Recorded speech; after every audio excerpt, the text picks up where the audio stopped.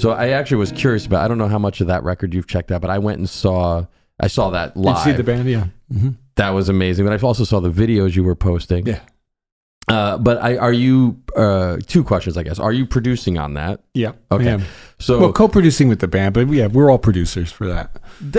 I would think that with all those players. And you know, what's great is they are all friends, and they have immense faith in me, and they went out on the road and said, "Dad, just do your thing."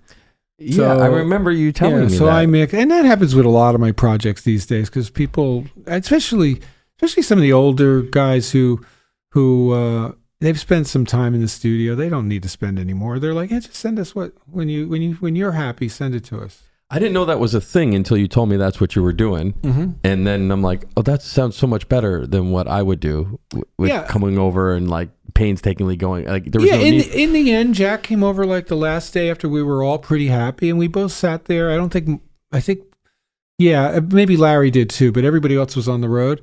And we just made some very final tweaks, and that was it. You know, just like. So he gave you insight on where he wanted things panned as far as he was? Or sometimes that, you know, it's, you got, with Jack in particular, you got to remember he played on so many records. He often played, left, and he was lucky if he even heard the record until, you know, somebody put it in his face. Right. Even all the Miles stuff, nobody stayed around for that. Often not even Miles. It was just Theo. So a lot of them just didn't have, and Manfred with ECM, it was like they might sit for a playback, but they weren't going to be in on a mix session. They didn't care. So that's got to be great for you, right? It is. It gives me a little bit of freedom. I mean, I'm with music like that in particular, but really with everything I try to do, I'm always trying to mix as we're going along. Now, it isn't always possible to have a final mix, but I'm a little bit lazy, and I want to be able to just stand up and go, yeah, things sound good. I don't have to move that fader or go, oh, wait, this will sound better if we do this. Or once you can hear that. Right. So I'm trying to track it in such a way that it always kind of feels like it could be a mix. Yeah. With you, it's hard because guitar goes up, guitar goes down. No, I got 5 more fuzz pedals I need to play. No, I really am kidding. No, it's not him at all. No, it's not him at all. No, but it is amazing to hear those things with Sco, and it just feels like I doubt there's any punches and any of that stuff.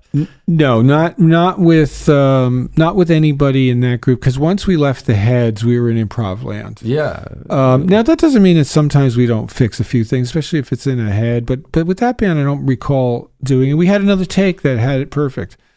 I mean, Scofield's very let go. To be honest, that's a common trait among most of the more well-known jazz musicians I know, is their ability to let go. If it was a really bad take, they go, let's do another one. Yeah. And generally speaking, that's the take then. If they are auto-corrected what was not right about it. Yeah.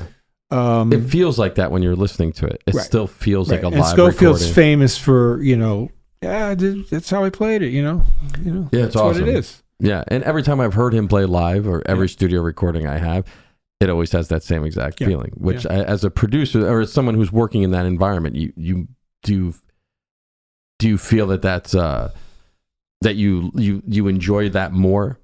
Well, I won't go so far as to say more, but I enjoy the fact that the artists themselves is enjoying what they're doing. So you're an enabler at that point. I hope so. That's the whole thing. Right. I want to get things up, ready, going, support it. The nice thing is I've gotten to the point where, musicians mostly do ask my opinion. I mean, that kind of quasi-famous story when I worked with Keith Richards of I literally yelled out to Keith. I said, "So what do you think of that?" And he goes, "I don't know. That's what the fuck you're here for." And I'm like, sorry if I said something for the children on the show, but just Matt's mom. Just bleep that. A lot of 8-year-old Keith fans. Yeah, a lot of 8-year-old. Yeah, he's really popular on TikTok. But strangely enough, that was funny at the time. But it was also like, oh yeah, okay, right. I do have a role in this, and I should take that seriously, and evaluate it, and it's good. It's what they expect. The artists, they don't want to be told a lot of stuff, but just I think maybe there's a better take. Can we try another one? That's a pretty powerful thing to say if because you're an audience member at that point.